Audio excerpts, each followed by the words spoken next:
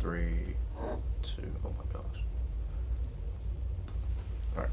3, 2, and not recording. Then start over basically as Mitchell banks it home. They found their stride here in the tournament. One left. Tapped. Suggs. 2 more.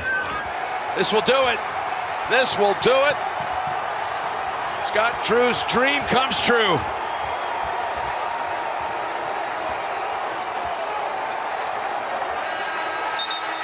Coach Drew and Baylor complete college What's up, basketball. everyone, and welcome to another edition of the Spinnin Sports podcast. My name is Grayson Singleton. That is Landon Buffet, and thank you for spending part of your day with us. Coming up on the show, it is the start of the Major League Baseball season, which means close to the end of the time for us here at school. That is true. That's typically what Major League Baseball season is.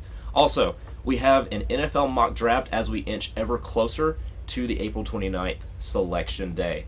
But first, let's start with the big news of this week. The Baylor Bears are national champions. Baylor overtook Gonzaga as the number one team in the country after an 86-70 dominating victory on Monday night in the Final Four. So, Landon, what is your just overall takeaway of both Baylor's season and this game? Well, first off, I was not surprised that Baylor was able to control the game at the rate they did.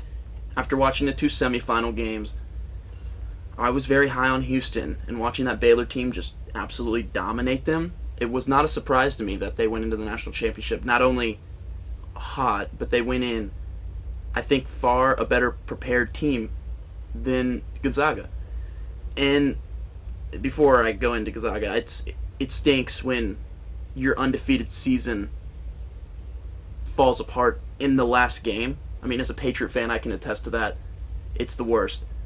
But also, it reminds me a lot of the Kentucky 2015 season with a team with Devin Booker, Karl Anthony Towns. I mean, they had, I think, 9 NBA players. They went 37-1, and they lost. I believe I think it was to Wisconsin. I believe it was Frank Kaminsky's Wisconsin team. They didn't lose in the championship, but they lost at the end of the season. And it still is just an incredible run to be able to win all those games leading up to it. Now, I will say it was only a matter of time before they played a team that was capable of, I would say, dethroning them, I guess, as the top team in the country. And Baylor kind of had a roller coaster season, but they got back to their old selves before they had that little COVID break. Mm-hmm. And I think that's why they eventually just won the national championship. I think they were by far the best team in the country. They just needed to get back to that standard. What part of Baylor is so superior to that part of Gonzaga that the game was just so dominant and dominated from basically the opening possession? Yeah, to me, watching Baylor, Davion Mitchell is a huge part of that team. You just have several players who are going to go to the NBA. You have several players, and I just think that any one of those guys can beat you. They can beat one of you. I just do not see a weakness on that Baylor team. And watching their movement off the ball, cutting into the lane, it's incredible to me that Baylor was actually beaten in the season, even though they weren't playing their best basketball. Like, we beat Baylor. I think that's just an incredible accomplishment to beat a team the caliber of Baylor with the depth they have, not only in their starting lineup, but coming off the bench. I think that's what sets Baylor apart from most teams, is the fact that they have multiple players who could be number one players at other schools. They just happen to be on a team where they're the third option or the second option. And I think that's what sets them apart from other schools. Yeah, Baylor, to me, exemplified why versatility is so important. And Baylor is more than comfortable on the defensive end switching 1 through 4. Be it Davion Mitchell all the way to Mark Vital at the power forward position. And they've got guys that can stick anybody on the perimeter. They're the best perimeter defensive team in the country, I believe.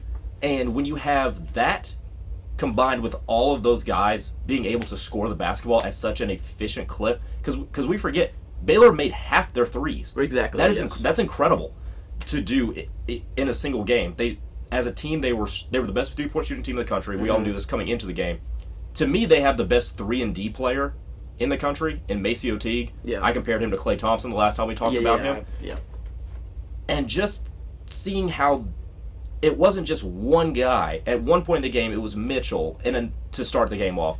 At another point in the game, it was Maceo Teague, who I believe was the leading scorer for Baylor. Or it was Jared Butler, rather. Yeah, Maceo Teague was right there. That's the thing. Yeah, he had 19. Yeah. And at one point it was him, and then it was Butler taking over. And then Mark Vidal had key rebounds. Right. They dominated Gonzaga on the boards. Mm-hmm. It just seemed like Baylor just was so superior to Gonzaga, and that's something that Gonzaga has never seen before. And transitioning to the Gonzaga part of this conversation, and this is something that I believe should be talked about a little bit more than it is. How soon, if you're Gonzaga, do you talk about getting out of that West Coast Conference? Because when you're in a conference with inferior competition like that, because you have to remember, Baylor plays teams like Oklahoma, Oklahoma State, Texas, Kansas twice. Right, they play top competition. Right. Gonzaga, who's the best team they're playing? BYU or Pepperdine? Maybe, yeah. Right. So you're not pushed as much. So how soon do we talk about Gonzaga getting out of the West Coast Conference and possibly into the Pac-12? Well, I like that a lot. I like that idea because there's no doubt that Gonzaga could go into another conference and still have success. That's not a doubt. Well, I mean, the whole tournament they had success against the top competition. Now, the thing is playing those conference games, yes, the record initially may not be, you might not be undefeated, or you might not have one loss. You might drop a few games. But going into the tournament, it's worth those few games, those few close games, those crunch time situations to prepare you for what it's going to be like in the tournament. And I think that's why, I mean, coming back to Baylor, that's why they were just far prepared over Gonzaga. Because they played those games. They played the tough competition. They played in the Big 12 tournament. Why they lost to us, they still got punched in the mouth, and they knew how to recover. And I think that's why they just were able to pretty much dominate this tournament. Any team they played, they dominated. It goes back to the Bible verse in Proverbs that says, iron sharpens iron. Exactly. And the fact that Baylor was pushed and knocked in the mouth and knocked down, also knocked down by COVID, they had so much that was pushing them the entire season that when you get against a team that isn't as pushed, not to say Gonzaga's season was easy, because once they got into the tournament, they did beat some very good teams. They did have to survive UCLA. And during the season, they did beat teams like West Virginia in the regular season. But when you're pushed night in and night out, when you go up against a physically inferior team like Baylor did to Gonzaga, it's easy. It's easy money. Right. To use old basketball slang, it's just easy cooking, because you saw how Baylor looked so comfortable. Oh, right. From the beginning, and that was because they were just used to just being slapped so much, and Gonzaga just didn't have those bodies that were hitting each other, hitting them there. Okay, I agree. I think Davion Mitchell, the thing is, Davion Mitchell, his points per game isn't going to look as high as it could because he's got 3 other guys out there that could possibly be number ones on another team. I mean, Jared Butler, we're talking about Teague, those guys are scorers too. And he does a great job of knowing when it's his time to go get buckets and when it's his time to play his role as a facilitator or even go get a stop and focus on that. And I think that's why he sets himself apart from other guys in the draft, because he knows what his role is in the current situation, and he's going to know how to fit into certain teams. So, but I do agree, Jalen Suggs, while phenomenal tournament, hit a great shot in the semifinal game to go to the national championship, I still think he's I would say maybe top 5. But besides that, I even think that's a little bit of a stretch. So the one I'm most excited about going forward is Maceo Teague. Yeah, I think he'll be interesting. And his career is going to be very interesting because he can defend on the perimeter, similar to how Oklahoma City used Andre Robertson a while back before all the injuries set in. But he also has a jump shot. And I know I compared him to Klay Thompson, but it's almost similar to more like a Paul George. Because what Maceo Teague has that Klay Thompson doesn't have is that Maceo Teague can put the ball on the floor and create his own shot. That's not really something Klay Thompson excels at, even though he can do it a little bit. Yeah. So Maceo Teague is one that I'm going to be really interested in following his career for a long time and very closely too. use a Star Wars quote. Yeah, I agree. I liked the Star Wars quote. We are about 7 games for most 7, 6, for most teams. We're just past the first week mark of the Major League Baseball season, and this one to me is pretty exciting. Obviously, me as a Yankees fan, I'm kind of hoping that we can finally at least get to the World Series. I mean, a couple years ago we were cheated out of a berth for the World Series, but for sure, no need to. I mean, it's easy to hit what you know is coming. Yeah. It's not. You got trash cans and buzzers and all this other sorts of nonsense. But anyway, we digress. What's your big takeaway, and what's something you're looking forward to in this MLB season? Well, the first takeaway I have is it looks like the Phillies are finally going to snap that playoff drought that they've been. It looks like you were thinking something similar. I was just looking at the Phillies. The Phillies look like they are on a good track. Now, it is so early. They're only 6 games in right now. But they haven't been really relevant as far as playoff talk for a while. It looks like they're going to snap that little playoff drought that they've been in. It looks like Harper's going to be the guy to do so, the guy to take them there. Now, they have a stacked lineup. It's not just Harper, and Harper will probably finish the season around 270, hitting 270, probably some bombs in there. Of course, it's Harper. He's got some power. But as far as a superstar, that's their guy. So I take that away. I think the Phillies are going to be on track to make the playoffs come playoff time. I do think the Cincinnati Reds are on a good pace right now, too. Obviously, they are, what are they? They're also 5-1. And the Cincinnati Reds have kind of been out of talks for a while, and they've started to take steps towards the right direction. I will say, as a Rangers fan, I'm happy to see that we are at 500, and I think that that's just about as much as I could have asked for at this stage of the season. Yep. With no bullpen, I'm happy that we've won 3 games. So, but besides that, the one thing I do take away, and I saw this, and it's kind of a minor thing, but I kind of want to bring it up, how, honestly, a little bit under the radar, but a great past couple seasons and still playing super well is Nelson Cruz at a pretty old age. Yeah.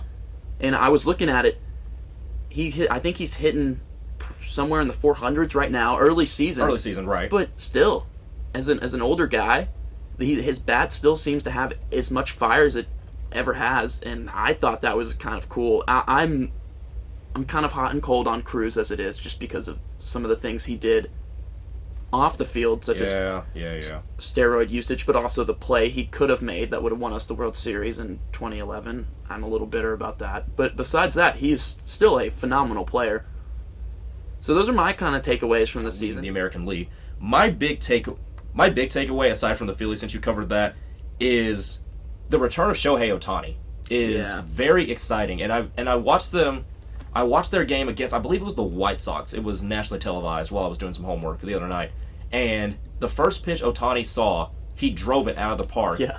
And then he had a phenomenal game on the mound as well. That's what's crazy. I think he almost went 6. He gave up 2 earned runs. He looked very good. And the Angels looked really good this year under new manager Joe Madden. And that's fantastic because in no other sport do we see the consensus best player miss the playoffs so much as Mike Trout has. So it'll be exciting to see if the Angels can actually get to the playoffs and maybe Mike Trout can actually do some damage in the postseason, because he's only had 12 at-bats in the postseason in his 10-year career. That is insane to think of, because he's been the consensus best player in Major League Baseball for such a long time. No, I was just, as soon as you brought up the Angels, I was going to get to the fact. I hope to see, and I'm not an Angels fan by any means, but I am rooting for the Angels to make the playoffs pretty intensely, because I want to see Mike Trout in the playoffs. And I think everyone wants to see Mike Trout in the playoffs, because not only is he the consensus best player in baseball right now, but a lot of people are saying that he's the best baseball player ever. He's certainly in the conversation. And obviously, it's still a pretty early career for Mike Trout. And he's not the youngest player, of course, but it's still a pretty early career. He's got a lot of time left. But also, every year in and year out, he's performing at such a high level. And yet we don't see him able to do anything in the playoffs. And that's just because he's on the Angels. And so right now they're 4-2. Mm-hmm. Right now he's leading the team in average, no surprise, with 368 average. And he's got 2 home runs to his name. Let's talk about the best division in Major League Baseball, in my opinion, and that's the National League West. Interesting. And the sexy story over the offseason was undoubtedly the San Diego Padres. Yes. Adding Yu Darvish, adding Blake Snell. Fernando Tatis got that extension. Now we have Fernando Tatis, I believe, is on the 10-day IL. What do you see the Padres this season overtaking the Dodgers as champions of the NL West? I do not. I think the Dodgers are still the best team in the NL. I think you have Mookie Betts on that team. They added Mookie Betts to a team that was already a World Series caliber team. And I don't see them being surpassed by the Padres. Now, I will say the Padres are going to need to get some... It's tough to say because Fernando Tatis was the most electrifying player in baseball last season. However, there's talks about who could be the best player in baseball now. Is it Tatis? And that honestly aggravates me a little bit. After 1 year of being a face of the game, he's now being compared in the same talks as Mike Trout, and I do not think that is even close to fair because Mike Trout has had consistent production for... Right, it's way too early to anoint Yes, Tatis I agree. as the heir apparent. Now, I agree that it's the best division in baseball just because you look at the 3-3 San Francisco Giants, who are a solid ball club, and I don't see them having any chance to just even win that division. No. And that's really not really a knock on them. That's just how good the Padres and Dodgers are. I do too. And to go back to the Padres, that's the team I'm really excited to see because as they compare and match up with the Dodgers, I'm not certain about the Dodgers rotation because it seems like every year Clayton Kershaw seems to get somewhat progressively worse. Right. And it's starting to seem like his career is going to match Peyton Manning. I see what you're saying. And that he one day, I don't know if it's going to be this year, it could be next, one day Clayton Kershaw is going to, I'm going to channel my inner Max Kellerman. I was going to say, he is going to fall off a cliff. And I think it's more apparent, and it's a little bit more intelligent to say that he'll fall off a cliff than Tom Brady. Right. But he's going to not be a quality starting pitcher because as he's began the season, and this is just right out of the gate, he hasn't been very good. Mm-hmm. I think he was touched up by, I believe it was the Rockies that they opened their season against. I don't remember off the top of my head, but he was touched up by somebody pretty well in his first start. So Clayton Kershaw to me is a big wild card in terms of the Dodgers, whereas with the Padres, you have younger pitching at the start of that rotation with Snell and with Darvish, guys who are pitching the best they've ever pitched in their life. I think that could make it very interesting in terms of who wins the NL West. Is it the Dodgers or is it the Padres? Because they both have the bats to do it. Right. I want to go to a Rangers game for sure. Absolutely. All right, let's transition away from Major League Baseball to my segment, where Landon is going to blindly react to Grayson Singleton's mock draft 1.0. So I guess I will play Mel Kiper Jr. here, even though he knows a lot more about this stuff than I do. So, do you want me to go in order, or do you want to ask specific questions and see where I put these guys? Because we could do it either format. Let's go in order. Let's just discuss them. All right, cool. So, number one, I don't think there's any mystery here. Jacksonville going with Trevor Lawrence. No. Number two, this is one that was interesting that I actually had to change a couple days ago. So originally I had the Jets trading out of this number 2 pick. Don't look. Sorry. I had the Jets trading out of this number 2 pick with Atlanta. But then the trade that sent Sam Darnold from the Jets to the Panthers happened. Right. And I have them staying with that pick. And for all intents and purposes, they're likely for some reason going to take Zach Wilson, the quarterback out of BYU. So at the second pick, would you take Zach Wilson, or is there another quarterback you would rather take?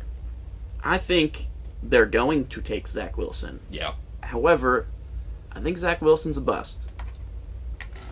I don't quite understand. Marking that.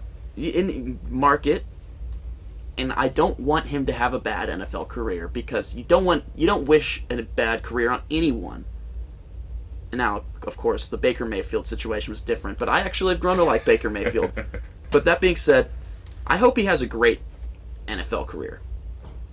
But I think he's going to be a bust. And watching his tape, he's got good skill set. He's got a good skill set. He's got a good build for the game.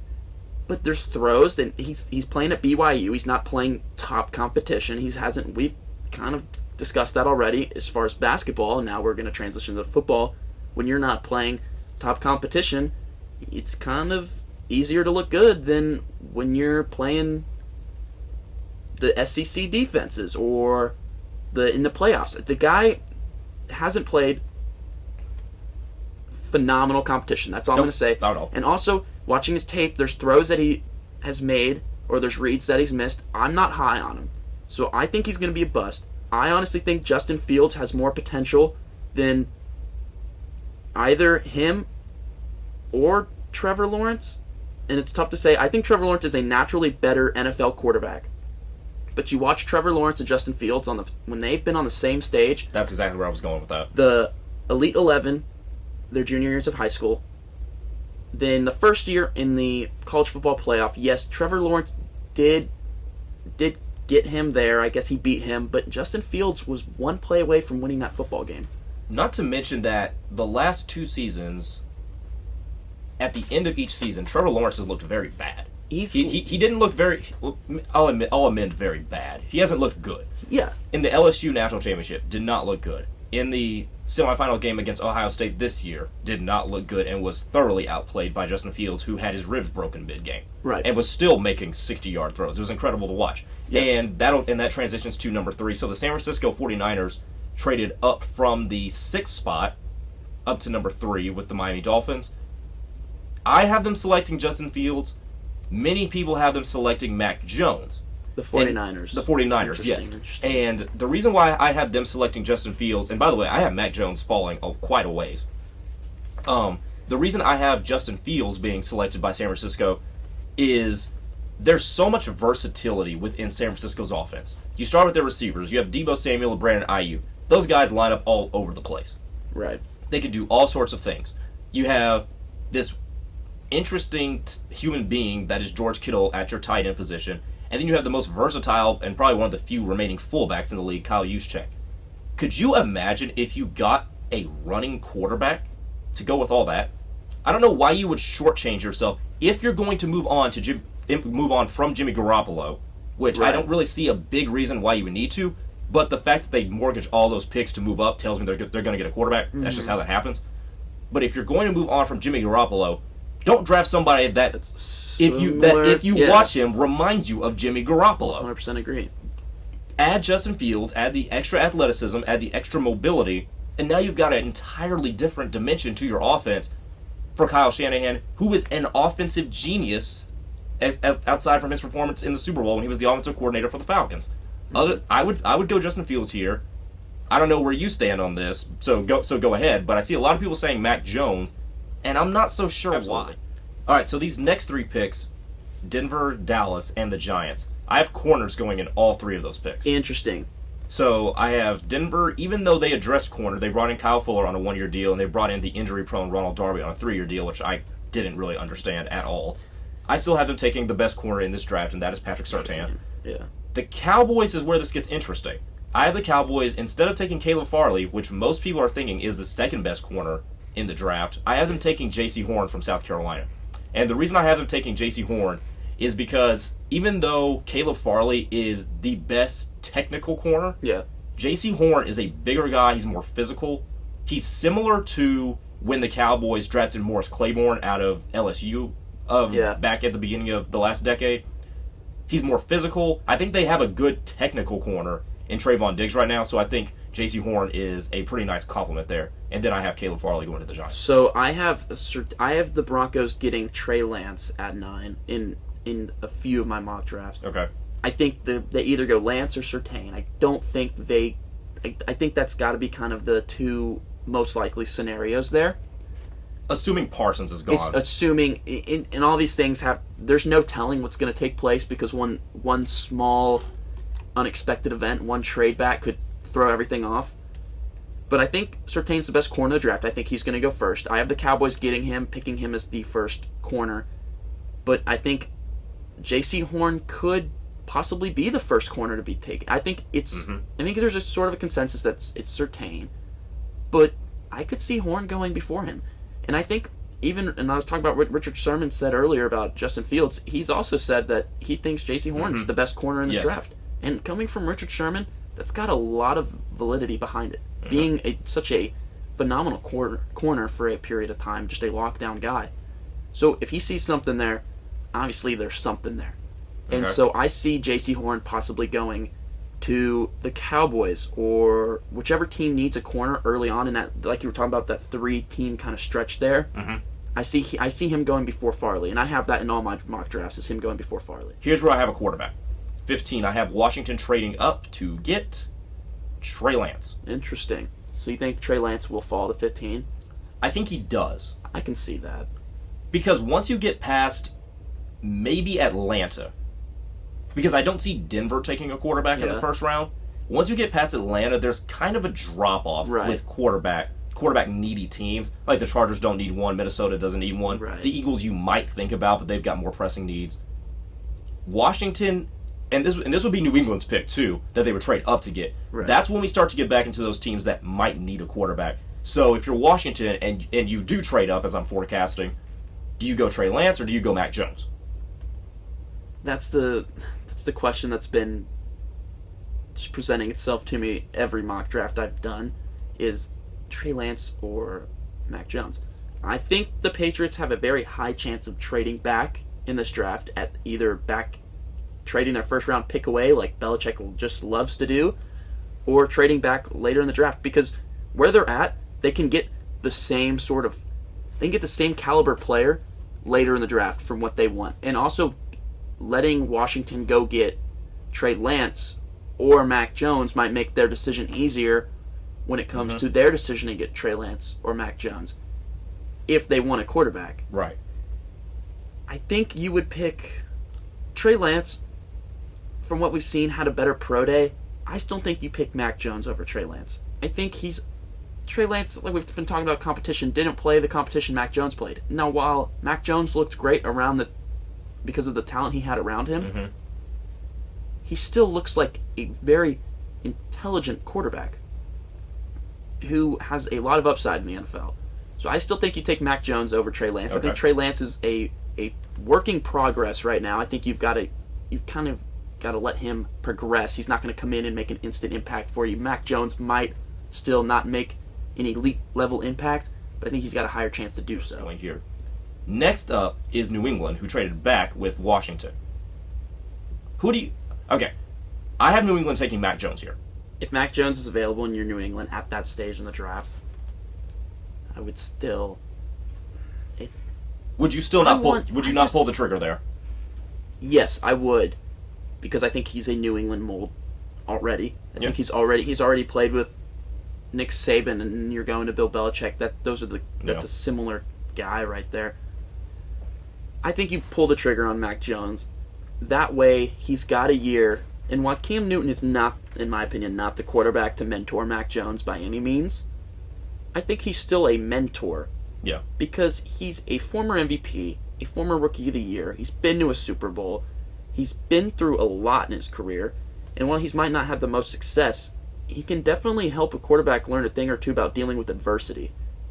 In the National Football League, as a quarterback, dealing with adversity is probably one of the most important traits you can have. So getting Mac Jones to watch Cam Newton, maybe watch what not to do as well as a quarterback, could be just as important. Yeah, absolutely. And I think you pull the trigger on Jones. That way he's not as pressured to come in there and play right then. But also, it gives Cam Newton a little bit of, hey, we've got Mac Jones. We don't really need you. Yeah. Go show us what you can do. And then that way there's a little fire under Newton. Yeah. And if you're not going to get Mac Jones, go get a receiver. And I think a receiver at this point, I think Rashad Bateman's left. Rashad Bateman's still there. Elijah Moore is still there. Terrace Marshall is still there. Who I have, and let's just go down to pick number 20. That's where I have Terrace Marshall going to Chicago. Okay, yes. I think either Bateman or Marshall. I think Mac Jones is the guy to get for the Patriots. Okay. I think that either Rashad Bateman or Terrace Marshall should be the guy for Chicago. And you have a quarterback need there, so if either Lance or Mac Jones falls to you, you might want to think about that as well if you're Chicago. Right. But if there's no quarterback there, after Mac Jones and Trey Lance and obviously the top other 3 quarterbacks go, I don't think there should be a quarterback picked in the first round. I will say there's an interesting, we can get to it. I want to talk about Tampa and their 32nd pick. I think there's an interesting guy they should get. We can get to that as well. But as far as Chicago, I think you got to go receiver. I think it's either Bateman or Elijah Moore or Terrace Marshall. Terrace Marshall Jr. out of Yes. LSU. So, to run through the receivers, as we're running a little short on time here, Okay. I do have Marshall going to Chicago, Rashad Bateman, who you mentioned. I have him going to Tennessee at 22 Yes. to replace Corey Davis. And this is the last one I wanted to get to before we can get to Tampa Bay. Okay. Travis Etienne. I have 2 running backs going in the first round. Interesting. Travis Etienne to the Jets. Yes. You like Because that? they need a running back. Yes, they do. I like that. I think Etienne is I think Najee Harris is by far the best running back in the draft. I think you have the 2 guys he's been compared to are Derrick Henry and Ezekiel Elliott. I've actually, maybe not Ezekiel Elliott as much as Derrick Henry, but I have been the one to say I think he reminds me a lot of Ezekiel Elliott and his playing style, his mold. So I think while Najee Harris is definitely the best running back in the draft, I think you have a very distant second, but a very good second Yes. in Travis Etienne.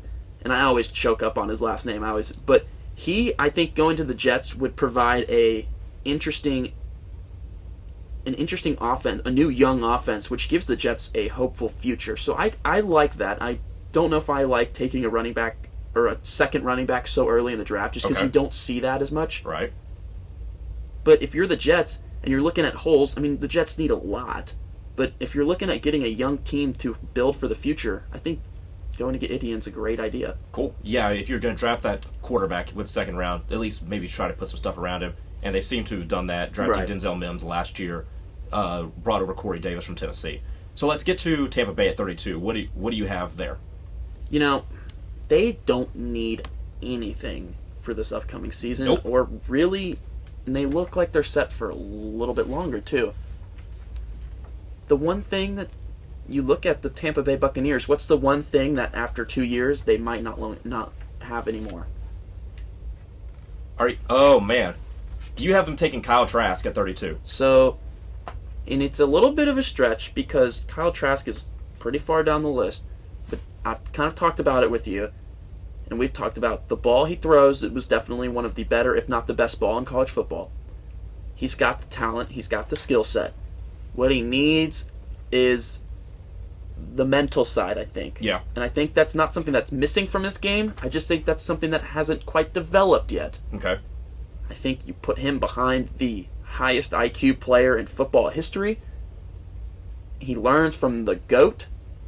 You get the skill set, and now you have the mental side of the game. I think he is almost primed for a successful career. I think if you're the Bucks, go get your future guy. You don't need anything pressing at the moment. You could go get a corner. Yeah. And we talked about that. You could go get a corner, and in this draft, going with a corner is by no means the wrong move at any stage, I feel like. Nope. But I'd take a chance on Kyle Trask Okay. and set your team for the future. Ndamukong Suh, they did bring back, but Ndamukong Suh is aging. Vita Vea Right. at the nose They tackle do have an aging team. is injury prone, so I have them taking Christian Barmore I like at that. number I like that. 32 to shore up that interior defensive line. That'll do it for us today. For Landon Bethea, I'm Grayson Singleton. God bless, keep cool, and we'll see you. However, I think Zach Wilson's a bust.